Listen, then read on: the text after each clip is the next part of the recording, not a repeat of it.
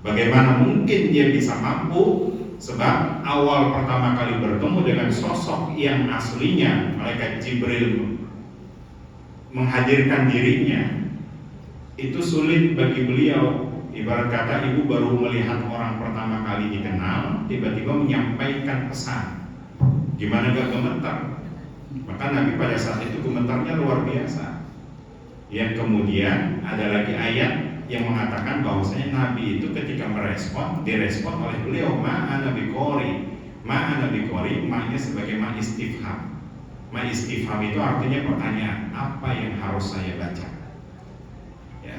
Maka disinilah menegaskan bahwa kalimat bismi itu pakai alif, maknanya proses. Maka setiap aktivitas apapun bagi anak-anak kita kalau sedang membaca sulit untuk menangkapnya, maka sampaikan kepada mereka kalimat bismillahirrahmanirrahim. Bahkan dalam adabnya, dalam riwayat hadis dikatakan kalau anak kita sulit belajar, ucapin bismillahirrahmanirrahim, kemudian ditiup di ubun-ubunnya, Bapak Ibu. Itu kalau sulit bagi mereka untuk menangkap sebuah pelajaran. Jadi di ubun-ubunnya itu ditiupkan ya kalimat basmalah.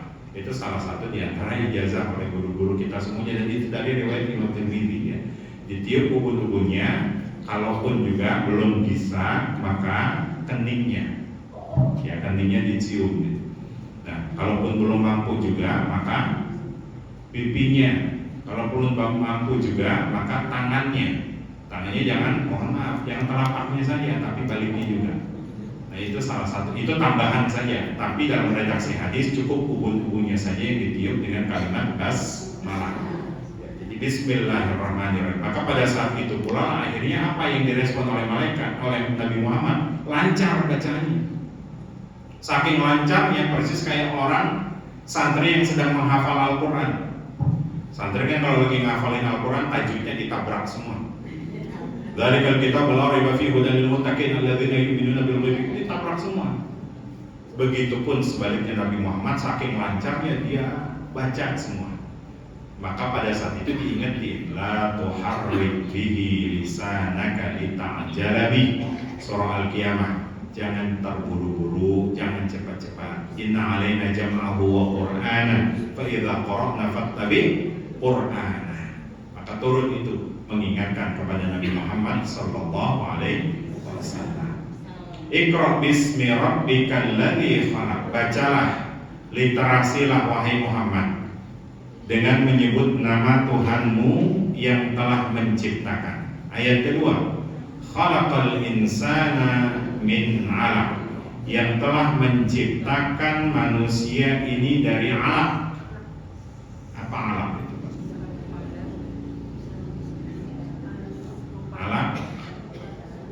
Gumpalan. Maka hadis ayat ini nanti kita lihat dalam hadis riwayat Abdullah ibn Mas'ud, bagaimana asal penciptaan manusia. Yang 40 hari pertama itu baru berbentuk spermatozoa yang kemudian nyatu dengan ovum. Setelah itu kemudian 40 hari berikutnya sudah berbentuk alaqah, ya, nempel di dinding-dinding rahim, yang kemudian 40 hari berikutnya sudah berbentuk janin. Ya, itulah salah satu isyarat ilmiah bahwasanya Nabi Muhammad yang dibawa misinya adalah misi keilmuan.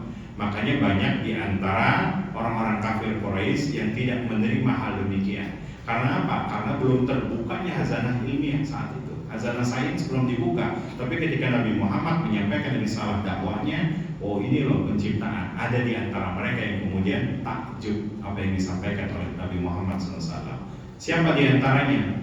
Abdullah ibn Mas'ud, sosok yang sangat kecil sekali fisiknya, bahkan setengah dari Umar bin Khattab. Tingginya cuma 150 cm tingginya beliau, tapi beliau berani memenggal kepalanya Abu Jahal. Ya, nanti kan dalam riwayat surah Al-Alaq diungkapkan kal arra'ahu istaghna inna ila rabbika. Itu salah satu di antara karakter Abdullah bin Mas'ud yang pada saat dia menerima risalah Al-Quran, dia kemudian memberontak. Memberontak artinya apa? Beliau demo, tidak mau ikut ajaran Nabi. Nabi mengajarkan, sembunyikan dulu keislamanmu, jangan bicara terkait masalah ayat Al-Quran. Abdullah bin Mas'ud beda. Kenapa yang baik-baik harus disembunyikan? Anak kecil, Bapak Ibu, 150 cm tingginya, pernah membawa pedangnya Umar bin Khattab yang tingginya 170. Kan yang saya itu bawa pedangnya orang itu. Tiba-tiba dia baca di depan Ka'bah. Pembesar-pembesar kafir Quraisy mendengar, Abu Jahal kemudian merespon, anak mana ini yang baca Al-Quran, berani-beraninya didatangi, kemudian ditempelin sampai genderang telinganya putus, pecah. Barulah di situ beliau punya komitmen, lihat, hati-hati, nanti saya akan membalas apa yang dilakukan oleh beliau. Ternyata pada saat perang Badar, kesempatan bagi dia, mana Abu Jahal itu? Ternyata Abu Jahal didapetin sedang naik kuda, dibuat parit itu oleh beliau, jatuh, barulah di situ beliau membalasnya. Ternyata tadinya ingin membalas genderang telinganya, karena telinganya nyatu sama kepalanya, akhirnya diputusnya juga kepalanya. Itu anak yang luar biasa. Ya, di usia sangat muda, tapi berani mengikrarkan keislamannya. Iqra bismi rabbikal ladzi khalaqal insana min 'alaq. Iqra wa rabbukal akram. Bacalah karena Tuhanmu itulah yang paling mulia. Apa maksud daripada ayat ini? Setiap ayat-ayat Al-Quran yang pernah kita bahas itu pasti akan mengandung bayyinah, selalu mengandung mukjizat. Makanya setiap kali kita membaca ayat-ayat Al-Quran pasti akan ada perubahan fisik. Karena apa? Karena bukan fisik saja, tapi akan ada perubahan-perubahan secara batiniah. Termasuk sahabat-sahabat Nabi itu hampir terekam jejaknya masuk Islam asbab daripada bacaan Al-Quran. Hampir semua sahabat Nabi kecuali Jundub bin Junadah. Kalau Jundub bin Junadah itu masuk Islam karena melihat sosok Nabi Muhammad SAW. Jadi beliau penasaran mana sih yang namanya Muhammad. Ternyata ketika ada di hadapan beliau bertekuk lutut. Engkau yang Muhammad? Iya, langsung bertekuk lutut. Itu mantan begal, ketua begalnya. Itu melihat Nabi Muhammad aja langsung luntur. Tapi sahabat-sahabat yang lain terekam jejaknya itu asbab masuk Islam karena ayat Al-Quran. Salah satu yang pernah kita bahas, Umar bin Khattab baru membaca ayat 14 dari surah Thaha, Ma anzalna 'alaikal Qur'ana litashqa, ayat 14, innani anallahu la ilaha illa ana fa'budni wa aqimis sholata li dzikri. Gemetar ketika mendengar informasi ada Tuhanku adalah Allah. Makanya tidak sedikit orang yang kalau sudah mengucapkan kalimat Allah itu ada dimensi batinnya yang gemetar. Banyak di antara kita, jangan hanya sekedar kajian takbir, Allahu Akbar. Tapi takbir itu hadir menjadi apa? Penyemangat. Ka'ab bin Malik menulis syair-syairnya itu kalimat-kalimat Allah. Makanya memotivasi mereka untuk apa? Untuk jihad kembali. Salahuddin Al-Ayyubi punya di antaranya para penyair-penyair hebat. Dibuat kalimatnya bukan hanya takbir, tapi ada kalimat sholawat di situ. Makanya ternyata kok mulai kendor nih prajurit-prajurit mereka untuk melawan Romawi. Ini harus butuh kekuatan. Maka Salahuddin Al-Ayyubi mengirimkan beberapa para penyair dibuat syair-syair itu. Salah satu diantaranya muncul Maulid Al-Barzanji, syair Al-Barzanji itu, yang kemudian termotivasi lagi para prajurit-prajuritnya untuk bisa menaklukkan Romawi kembali. Jadi kalimat-kalimat syair itu hadir, terutama kalimat takbir itu untuk apa? Memotivasi. Nah, cuma bahkan di antara kita tidak sedikit kalimat takbir itu hanya sebatas candaan dan tidak ada getaran dalam dimensi batinnya. Takbir, wah begitu banyaknya. Padahal Nabi Muhammad kalau sudah mengucapkan takbir Allahu Akbar itu bisa menjatuhkan pedang lawannya. Ya, berapa banyak di antara kita yang selepas sholat takbir Allahu Akbar, Allahu Akbar belum bisa gemetar dalam dimensi batinnya. Kadang hanya sebatas ujungnya saja yang diungkapkan. Allahu Akbar, blang.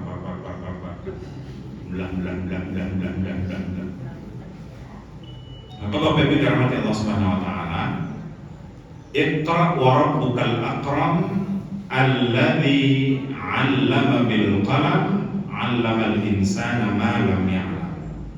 Dua ayat ini memberikan pesan kepada kita bahwa ada ilmu yang bisa diraih secara kasbi. Alladzi 'allama bil qalam. Ilmu pertama bisa diraih secara akademik, duduk dalam bangku sekolah. Ya. Tapi ada ilmu yang ternyata alladzi 'allama ma lam ya'lam, yang didapatkan secara apa? Laduni. Jadi ada ilmu yang didapatkan secara usaha, ada ilmu yang didapatkan tanpa usaha. Ya kayak jodoh aja Pak. Jodoh itu takdir bukan sih Ustaz? Jodoh itu takdir dua, takdir khiyari sama syari. Apa itu? Ya kadang kan jodoh suka datang tiba-tiba, itu namanya syari. Tapi kalau khiyari itu berarti jodoh yang harus dicari. Ya, sama ilmu juga, ada ilmu yang namanya kasbi yang harus dicari. Cara mencarinya bagaimana? Bil qalam, dengan cara mencatat. Makanya pada saat itulah ayat ini turun untuk apa? Menafikan bahwa tradisi orang yang tidak menulis itu suatu aib, dipatahkan oleh pendapat Islam. Orang Arab tadinya memang menganggap bahwa menulis itu bagian dari aib, maka inilah penting bagi kita untuk mencatat bahwa ilmu itu harus ditulis. Alladzi 'allama bil qalam. Artinya apa? Ilmu itu ya harus dicari, diusahakan. Atau ada lagi alladzi 'allama ma lam ya'lam. Ada orang yang secara tanpa ikhtiar ternyata dapat ilmunya. Kan gak sedikit itu. Banyak para ulama-ulama kita nggak harus duduk di bangku kuliah, ternyata dia menguasai disiplin ilmu tertentu. Contohnya siapa? Imam Asy-Syafi'i. Imam Asy-Syafi'i itu di usia 7 tahun saja sudah hafal Quran. Dianterin sama ibunya berangkat menuju Madinah mau belajar dengan Imam Malik rahimahullah. Tiba sampai di rumahnya kajian, sudah kumpul semua jamaah, orang dewasa semua, hanya Imam Syafi'i yang kecil. Imam Malik beliau tegas, ketat kalau dalam urusan majelis ilmu. Makanya beliau perhatikan, hafal betul nama jamaahnya satu. Kalau didapatin masih ada yang ngobrol, Anda keluar. Itu didapatin. Yang mengganggu dalam taklimnya beliau ketat sekali. Termasuk ternyata didapatin ada anak kecil, padahal Imam Syafi'i saat itu anak kecil keluar. Saya dibayangin Bapak Ibu. Namun Imam Syafi'i menegaskan, kenapa harus saya yang dikeluarkan? Saya ini jauh-jauh dari Gaza untuk bisa belajar dengan wahimah. Iya, ini kajian untuk orang dewasa, Anda keluar. Nah maka pada saat itu beliau membantah pahamnya, kalamnya daripada Imam Malik. Apa kalimatnya? Hafiz itu kitab. Saya ini sudah hafal, semua kitab saya hafal gitu. Wah takjub beliau. Hafiz lah, ayo. Maka nanti disuruh keluar dulu. Namun setelah kajian baru dipanggil lagi itu Imam Syafi'i. Coba urut-urutan. Maka beliau sebutkan itu Al-Muwatta. Kalau kita mengkaji kitab yang namanya Sahih Bukhari ya Pak. Sekarang kan lagi populer Sahih Bukhari, Sahih Muslim. Itu landasan Sahih Bukhari, Sahih Muslim. Itu landasannya awalnya adalah kitab Al-Muwatta. Jadi kitab hadis pertama itu namanya kitab Al-Muwatta yang ditulis oleh Imam Maliki. Jadi jangan mentang-mentang mengkaji kitab Sahih Bukhari menafikan kitab Muwatta, menganggap Muwatta itu nggak ada apa-apanya. Padahal landasan Imam Bukhari, guru-gurunya itu adalah dari Imam Malik Al-Muwatta. Nah setelah dihafalkan ternyata takjub beliau. Di usia 9 tahun pada Allah dia sudah menghafal semua kitab. Tahu bagaimana cara menghafalnya Bapak Ibu?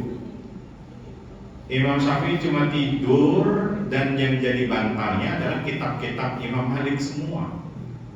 Itu bagaimana mungkin dan kapan bacanya kalau bukan dari ilmu laduni, ilmu yang memang Allah berikan kepada orang-orang tertentu. Makanya ada alladzi 'allama bil qalam, 'allamal insana ma 'lam ya'lam. Siapa lagi kira-kira yang sekarang masih hidup? Kalau itu sudah salafus saleh. Yang sekarang masih hidup cuma bermodalkan tidur di kitabnya, ternyata Allah berikan kesempatan untuk bisa menghafalnya. Ada yang tahu? Yang sekarang ini sedang ada di Indonesia. Masya Allah. Nanti hari Senin beliau akan ada di Istiqlal.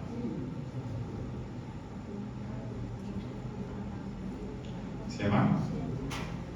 Salah satu laduni yang Allah berikan kepada Syekh Ali Jum'ah. Masya Allah. Ini Dr. Usama, itu muridnya yang undang. Di sini kan ada Usama Foundation. Dr. Usama itu adalah guru besar di Azhar University Kairo, dan ternyata beliau gurunya adalah Ali Jum'ah, Syekh Ali Jum'ah. Dan itu adalah bukan profesor biasa. Kalau secara akademisi beliau sudah mendapatkan itu, tapi lagi-lagi semua yang beliau dapatkan itu karena landasan laduninya. Nah, yang ketiga saya sampaikan masih hidup juga, itu ada yang namanya Al-Habib Taufik As-Saduf. Itu laduninya luar biasa ya. Maka alladzi 'allama ma lam ya'lam. Jadi dua informasi ini menegaskan bahwa surah Al-Alaq Allah turunkan, ada orang yang dimudahkan dalam menuntut ilmu kemudian dia raih secara laduni, ada lagi orang yang dimudahkan dalam menuntut ilmu dia harus kasbi, berikhtiar, berupaya maksimal.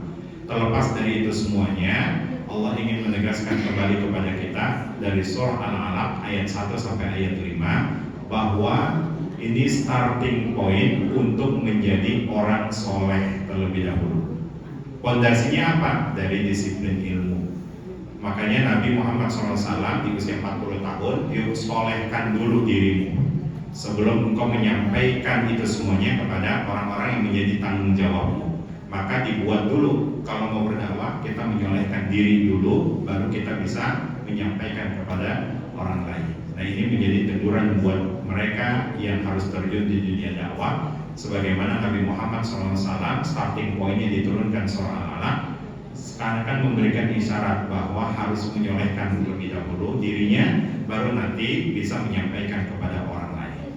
Tapi barangkali ini sebagai mukadimah di ayat 1 sampai ayat 5, yang insya Allah lanjutan ayatnya itu berbicara tentang karakteristik kejahatan Abu Jahal secara umum, yang kemudian nanti Allah bantah dengan kalimat-kalimat yang takjub pada ayat-ayat berikutnya, sampai ditutup dengan kalimat kalla la tuti'hu wasjud waqtarib. Orang yang kalau sudah mencapai keilmuan yang matang, maka ilmunya bisa membimbing dia untuk apa? Sujud waqtarib, dan dekat kepada Allah Subhanahu wa taala. Ada ilmu yang diraih, tapi ternyata ilmunya tidak bisa membimbing dia. Tapi barangkali ini dapat saya sampaikan, Bapak Ibu. Saya kembalikan kepada Ustaz Faruk. Baik, jazakumullah khairan katsiran Ustaz. Langsung saja kami persilakan kepada para jamaah, baik bapak-bapak, ibu-ibu yang ingin bertanya, kami persilakan.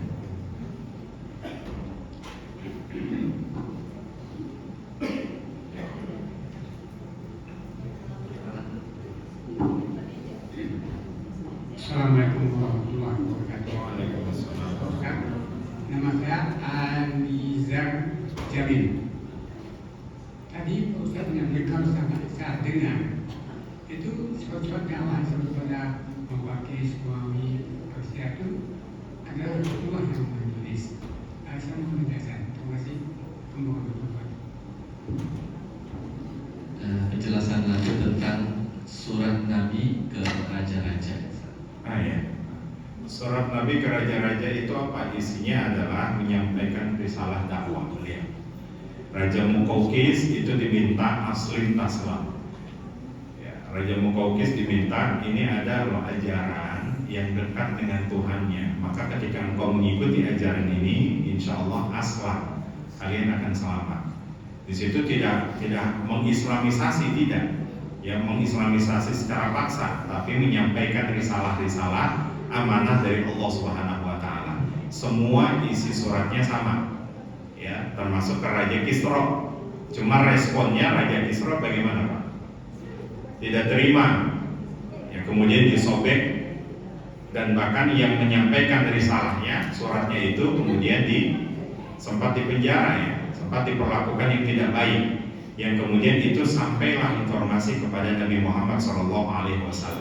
Namun seketika akhirnya Nabi Muhammad mendoakan, Allahumma ahlik mulkul Fars, ya Allah hancurkan yang namanya kerajaan Persia. Makanya sampai saat ini doanya Nabi itu dikabul. Persia itu nggak bakalan bisa bangkit sekalipun dia berkamuflase menjadi sebuah negara, baik Iran, Irak dan sebagainya. Ya, itu salah satu doa Nabi yang sampai saat ini dikabul. Yang ketiga, dikirimin surat kepada Heraklius, ya itu kepada Raja Romawi. Namun pada saat Romawi rajanya itu menerima surat dari Nabi, dia paham bahwa Persia hancur karena tidak merespon surat dari Muhammad SAW. Maka seketika surat itu disembunyikan oleh beliau. Makanya sempat viral itu kan, surat Nabi Muhammad ternyata masih disimpan di kalangan mereka. Itu tahun 2013 itu sempat viral. Maksudnya isi surat itu sebenarnya, tapi redaksinya menulis siapa? Kan kata Pak Ustaz tadi, kalau nggak salah saya itu suka menulis. Ya. Apa redaksinya secara Rasulullah itu sahabat atau langsung menulis? Nabi Muhammad SAW itu punya sekretar, punya sekretaris. Sekretarisnya itu ada Ka'ab bin Malik, ada Zaid bin Sabit. Itulah yang kemudian beliau minta kepada sekretarisnya untuk menulis. Redaksinya dari Nabi Muhammad SAW. Termasuk Sayyidina Ali bin Abi Thalib itu adalah bukan hanya sebatas mantunya, akan tetapi beliau menjadi sekretaris pribadi beliau. Makanya kadang suka menulis yang kemudian nanti dikasih tanda bahwasanya ini adalah risalah dari Nabi Muhammad. Itu tandanya dari apa? Dari capnya. Karena beliau punya cincin yang kemudian diletakkan ya di sini, dan capnya itu bertuliskan Muhammad Rasulullah. Itu stempel kalau kita bilang. Nah, itu stempelnya yang kemudian itu menjadi legalitas. Ini adalah bukti dari Nabi Muhammad SAW. Jadi yang menulis ada beliau, katibus sirrnya, ada sekretarisnya. Assalamualaikum warahmatullahi wabarakatuh. Waalaikumsalam. Pak Ustadz mau bertanya tentang surat nama saya Wisnu Pak. Ya. Di surat Al-Alaq ini ayat 6 dan ayat 7 khususnya Auzubillahi minasyaitonirrajim. Kala innal insana la yatgha ara'ahus stagna, ya, ayat 7-nya. Jadi artinya ini sekali-kali tidak sungguh manusia itu benar-benar melampaui batas. Ayat 7-nya apabila melihat dirinya serba cukup. Nah, maksud cukup di sini apa, Pak Ustadz, mohon dijelaskan. Yang kedua, apa perbedaan dari tadi mengenai bismi